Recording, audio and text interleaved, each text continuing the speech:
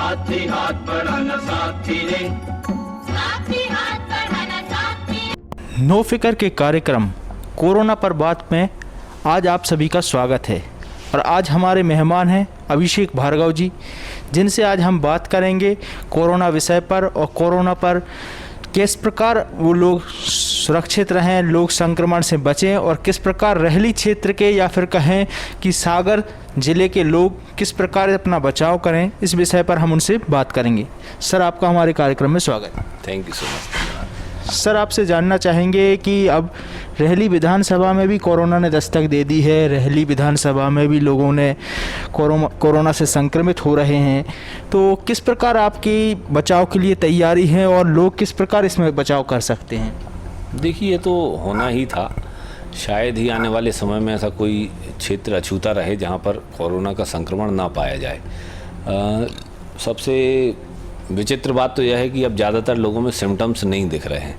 हमारे यहाँ भी जो 4 लोग अभी पॉजिटिव पाए गए थे, उनमें किसी प्रकार का कोई लक्षण था नहीं। तो ये तो हम लोगों की तरफ से एहतियात के तौर पर हमने उनका खुद ही बिना लक्षण के टेस्ट करवाया, तो उसमें से 20 लोगों में से 4 लोग पॉजिटिव पाए गए बिना संक्रमण। आज भी उनके ऊपर उनके शरीर में किसी प्रकार का कोई लक्षण नहीं है, उनके परिवार में कोई पॉजिटिव नहीं है। तो ये सारी चीज़ें तो होंगी, लेकिन अब यही है कि एहतियात बरतते हुए हम लोगों को जो गाइडलाइंस, जो निर्देश दिए जाते हैं गवर्नमेंट की तरफ से, स्वास्थ्य विभाग की तरफ से, मास्क लगा कर रहें, सैनिटाइज होकर रहें, साफ़ सफाई से रहें, दूरी बना कर रखें, सोशल डिस्टेंसिंग का पालन करें, भीड़ में ना जाएं, किसी प्रकार की कोई जहाँ पर सामूहिक लोग जमा हो, इस प्रकार का कोई आयोजन ना हो। इन सारी चीज़ों को अब हमें बड़ी कड़ाई से पालन करते हुए अपने आप को कोरोना से बचाना पड़ेगा, तभी जाकर हम कोरोना से जंग जीत पाएंगे। जैसे कि अभी विगत दिनों में एक बात उठी कि जो 4 संक्रमित की आपने बात कही, तो कई जगहों पर ये बात चलाई गई, सोशल मीडिया में भी काफ़ी ये बात चर्चित हुई कि वो आपके स्टाफ के लोग थे। नाम आया गोपाल भार्गव जी का कि उनके स्टाफ के 4 लोग संक्रमित हुए, जिसके लिए आपको भी सामने आना पड़ा और आपको आगे आके बात को क्लियर करना पड़ा। तो इसके विषय में आप क्या कहें? नहीं, देखिए, संक्रमण तो अच्छे लोगों को हो रहा है, बुरे से बुरे लोगों को हो रहा है। मज़दूर को हो रहा है, अमीर को हो रहा है, गरीब को हो रहा है, राजा महाराजाओं को हो रहा है। तो ऐसा कोई व्यक्ति मुझे नहीं लगता कि संक्रमण से बचेगा, क्योंकि दिख तो रहा नहीं है कि किसको क्या संक्रमण है। मेरे स्टाफ के लोग हों, मेरे कार्यकर्ता हों, अन्य किसी व्यक्ति के लोग, परिवार के लोग हों, तो यह तो दुर्भाग्यपूर्ण बात है कि कोई कोरोना से ग्रसित हो जाता है और हम उसको राजनीति में लपेट लेते हैं। जैसे लोगों की मानसिकता होती है, उस हिसाब से उन्होंने काम किया। उन्हें यह देखना चाहिए था कि ये लोग संक्रमित कैसे हुए, कोई अय्याशी करते हुए संक्रमित हुए क्या, कोई गप्पबाजी करते हुए संक्रमित हुए क्या, यहाँ वहाँ घूमते हुए संक्रमित हुए क्या, टहलते हुए संक्रमित हुए क्या, लॉकडाउन तोड़ते हुए संक्रमित हुए क्या? नहीं, सेवा कार्य कर रहे थे, लोगों को भोजन प्रसादी वितरित करने का काम कर रहे थे, भूखे को खाना खिला रहे थे, प्यासे को पानी पिला रहे थे। ऐसे में संक्रमित हुए तो उनके प्रति हीन भावना के जो शिकार लोग हैं, कुंठित लोग हैं, नकारात्मक लोग हैं, ऐसे लोगों की बात का कोई जवाब हम लोगों को देना नहीं चाहिए। वो हमसे गलती हुई कि हमने ऐसे लोगों की बातों का जवाब दिया, लेकिन चूँकि सार्वजनिक जीवन में है तो एक बार क्लियर करना बनता है, इसलिए हमने क्लियर किया था। अन्यथा ऐसे लोगों की, जो नकारात्मक लोग हैं, इनके विषय में चर्चा करना ही नहीं चाहिए। विगत समय में आपने एक लंगर व्यवस्था की, जिसकी कई जगहों पर सराहना की गई। समूचे मध्य प्रदेश में यह एक ऐसा उदाहरण बन के सामने आया कि मज़दूरों के लिए भोजन की व्यवस्था की, बच्चों के लिए ऐसी भी व्यवस्थाएं थी जिसमें आइसक्रीम से लेके और खाने के लिए उनके लिए पॉपकॉर्न और भी कई ऐसी चीज़ें थी जो कि बच्चों के, कई गरीब बच्चे कभी खाने के लिए वो तरसते हैं, ऐसी भी व्यवस्था की गई। लेकिन उस पर भी प्रश्न चिन्ह लगाए गए, उन मज़दूर वर्ग के भोजन कराने में भी आप प्रश्न चिन्ह लगाएंगे, इसके विषय में क्या कहेंगे? देखिए, अभी की बात नहीं है, सतयुग, त्रेता युग, द्वापर युग में जब भी अच्छे कार्य होते थे, साधु संत मिलकर बैठकर यज्ञ वगैरह करना प्रारंभ करते थे, तो जो आसुरी शक्तियां हैं, जो राक्षसी शक्तियां हैं, वह उनके यज्ञ में विघ्न डालने का काम करती थी। ये कोई नई बात नहीं है। अब यह ज़रूर है कि आसुरी शक्तियाँ पहले दिखती थीं, बड़े बड़े राक्षस हुआ करते थे, सींग निकले हुए करते थे, दांत निकले हुआ करते थे, बुरे लगते थे। अब यह जो योनि है यह एक प्रकार से विलुप्त हो गई है और मनुष्य रूप में ही आ गई है। तो ये वही राक्षस लोग हैं जो पहले भी अच्छे कामों में बींग निकाला करते थे, विघ्न डाला करते थे, और यही वो लोग हैं जो कलयुग में भी अच्छे कामों में विघ्न डाल रहे हैं। ऐसे लोगों की बातों की परवाह नहीं करनी चाहिए। आप उन लोगों से पूछिए, अगर हो सके तो जो मज़दूर यहाँ से तृप्त होकर गए, जिनके बच्चे आधी आधी रात में, जिनके माता पिता दूध ढूंढते हुए जाते थे अपने बच्चों को, बेचारे बच्चे दूध ना मिलने के कारण व्याकुल रहते थे, रोते थे, उन जैसे परिवारों को जब हमने यहाँ पर तृप्त किया, दूध की व्यवस्था करवाई, बिस्किट की व्यवस्था करवाई, खाने की पीने की व्यवस्था करवाई, तो जो उनके चेहरे पर खुशी रही, जो संतोष के भाव रहे और जो उनके मन से दुआएं निकली हमारे क्षेत्रवासियों के लिए, वो ज़्यादा महत्वपूर्ण है। लोगों क्या कहते हैं क्या नहीं कहते, उनके लिए लंगर थोड़ी लगाया था अपन ने। आपसे जानना चाहेंगे कि कुछ दिन पहले ही सागर कलेक्टर का ट्रांसफ़र हुआ प्रीति मैथिल नायक जी का, और उनके ट्रांसफ़र के साथ ही एक माहौल तैयार किया गया जिसमें नाम लिया गया गोपाल भार्गव जी का, कि उनकी वजह से एक पेपर कटिंग काफ़ी चर्चित हुई सोशल मीडिया में कि इनकी वजह से ही ट्रांसफ़र किया गया है। क्या इस बात में क्या बात है कि क्यों इनका नाम लिया गया और किस प्रकार इसमें राजनीति हुई? देखिए, राजनीति की कोई बात नहीं है। जब सरकार बदली तो उस समय आलोक सिंह जी कलेक्टर हुआ करते थे सागर के, और गवर्नमेंट कांग्रेस की बनी तो सारा ठीकरा आलोक सिंह जी के ऊपर फोड़ा गया और उन्हें बदला गया। अब और केवल सागर के ही नहीं, उन तमाम अधिकारियों को बदला गया जिनके ऊपर यह छाप लगी थी कि यह भारतीय जनता पार्टी का काम करते हैं, और उनको अलग करके कांग्रेस ने अपनी मानसिकता के अधिकारी कर्मचारियों को हर ज़िले में, हर तहसील कार्यालय पर, हर ब्लॉक मुख्यालय पर पदस्थ करने का काम किया लगातार। और यह जाहिर सी बात है, जब जब सरकारें बदलती हैं तो सरकार अपने हिसाब से अधिकारियों की तैनाती करती है। चूँकि यह काम तो बहुत पहले होता, कलेक्टर बदले जाते, कमिश्नर बदले जाते, एसपी बदले जाते, लेकिन चूँकि कोरोना का संक्रमण काल चल रहा था इसलिए थोड़ी देरी हुई। इसमें राजनीति की कोई बात नहीं है। सारी सरकारें अपने हिसाब से अधिकारियों को पदस्थ करती हैं। जिस पेपर की कटिंग की आप बात कर रहे हो, उस पेपर की कटिंग में केवल गोपाल भार्गव जी से यह पूछा गया था कि कलेक्टर के संबंध में क्या कहना है, तो उनका कहना था कि मेरी तो आज तक बात नहीं हुई। ये सत्य बात है कि जब से वह पोस्टेड हुई हैं हमारे रैली विधानसभा में कभी नहीं आई, और ना ही किसी विषय पर, किसी जनहित के मुद्दे पर उन्होंने आगे आके कोई कार्रवाई की। तो बस इतना ही सी बात है, और इसके आगे पीछे राजनीति का कोई विषय नहीं है।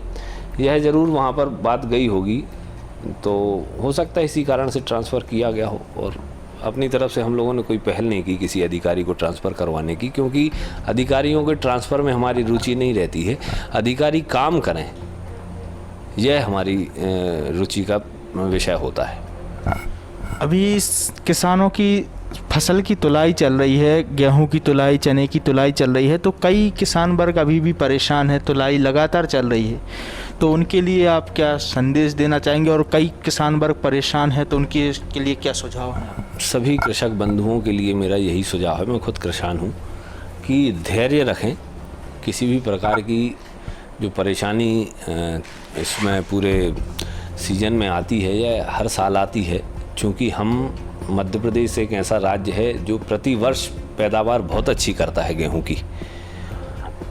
प्रति वर्ष हमारे लिए जो केंद्र से कृषि कर्मठ अवार्ड मिलता है वह मिलता है। हमारे यहाँ के जो अन्नदाता हैं, किसान बंधु हैं, वह बहुत मेहनत करके प्रति वर्ष ज़्यादा से ज़्यादा उत्पादन करते हैं, और हम अन्य राज्यों की अपेक्षा बहुत आगे रहते हैं। तो यही कारण है कि उत्पादन ज़्यादा होता है तो प्रक्रिया थोड़ी लचर हो जाती है, इस कारण से समय लगता है। और चूँकि लॉकडाउन होने के कारण, फैक्ट्रियां बंद होने के कारण बारदाने में कमी आई। सबसे बड़ा जो इस समय जो समस्या चल रही है, बारदाने की कमी के कारण लाइनें लग रही हैं। लोगों को बारदाना ना होने के कारण तुलाई नहीं हो पा रही। बिना बारदाने की तुलाई करेंगे तो व्यापारी, माफ़ कीजिएगा, समिति वाले लोग रखेंगे कहाँ? और ट्रांसपोर्टेशन कैसे होगा। इस कारण से ये सारी चीज़ें अभी आई हैं। निश्चित तौर पर आने वाले समय में कुछ ही दिनों में स्थितियां सुधर जाएंगी। हमारे माननीय मुख्यमंत्री जी ने कहा है कि प्रत्येक किसान का एक एक दाने को हम लोग गवर्नमेंट खरीदेगी। किसानों को किसी प्रकार से परेशान होने की आवश्यकता नहीं है। परेशानी ज़रूर होगी थोड़ी बहुत, लेकिन उन्हें चिंता करने की आवश्यकता नहीं है। उनकी तुलाई हर हाल में होगी।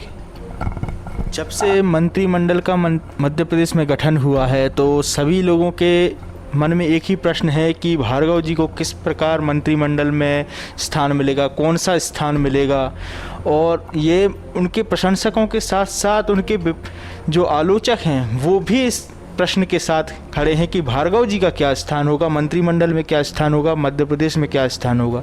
तो आपका क्या विचार है, क्या इस पर? मेरा इस विषय में सिर्फ इतना कहना है कि भैया गोपाल भार्गव आज मध्य प्रदेश में राजनीति के जिस स्तर पर हैं, उन्हें किसी भी पद की कोई आकांक्षा कभी नहीं रही। और जो वरिष्ठता भैया गोपाल भार्गव रखते हैं, आज वह वरिष्ठता मध्य प्रदेश में किसी राजनेता की नहीं है।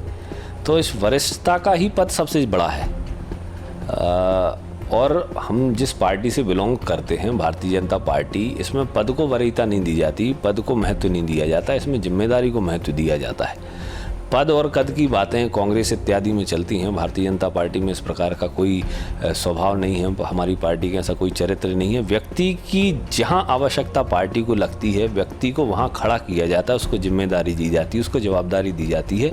और भारतीय जनता पार्टी का कोई भी नेता हो, चाहे वह कितना भी बड़ा नेता हो, चाहे वह कितना भी छोटा नेता हो, अपने आप को कार्यकर्ता मानते हुए वह उस पद का निर्वहन करता है, उस जिम्मेदारी का निर्वहन करता है। सर, आपसे जानना चाहेंगे कि निरंतर आपकी सक्रियता राजनीति में बढ़ती जा रही है और क्षेत्र में ही नहीं, अन्य क्षेत्रों में भी आपकी लोकप्रियता भी बढ़ रही है। तो क्या आप आगामी समय में विधानसभा चुनाव की ओर बढ़ेंगे या फिर लोकसभा चुनाव की ओर आप अग्रसर होंगे? देखिए, मैं तो लगातार शुरू से एक कार्यकर्ता के रूप में भारतीय जनता पार्टी में काम करता हूं और एक कार्यकर्ता के रूप में ही अपनी दावेदारी प्रस्तुत करता हूं। चाहे वह लोकसभा चुनाव हो, चाहे वह विधानसभा चुनाव हो। यह पार्टी को तय करना होता है कि वह मेरा उपयोग कहां करना चाहती है, किस तरीके से करना चाहती है।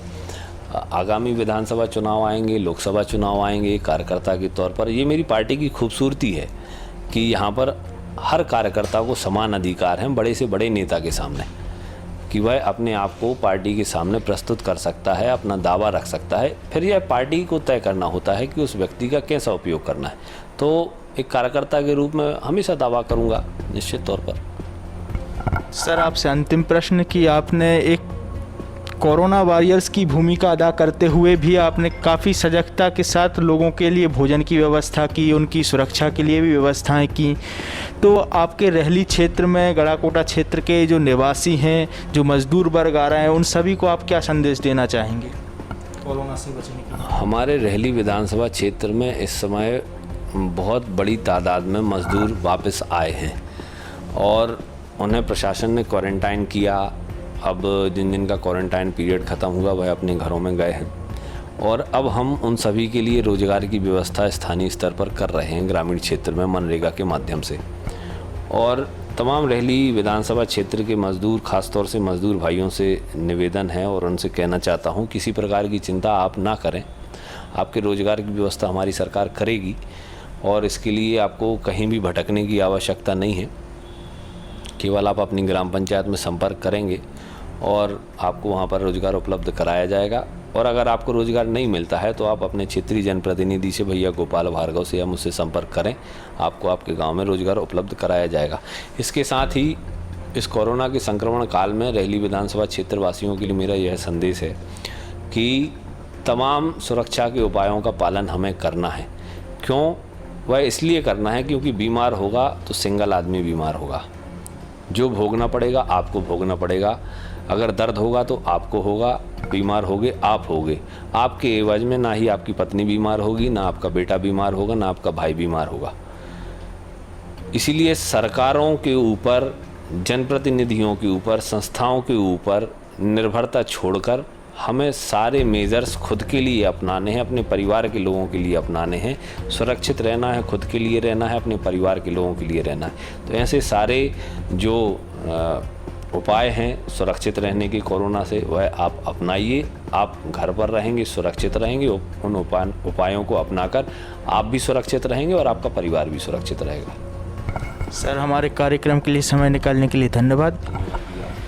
हमारे साथ थे अभिषेक भार्गव जी, जिन्होंने हमारे साथ आप सभी को कोरोना के लिए सजग किया और कोरोना के जैसे गंभीर विषय पर बात की।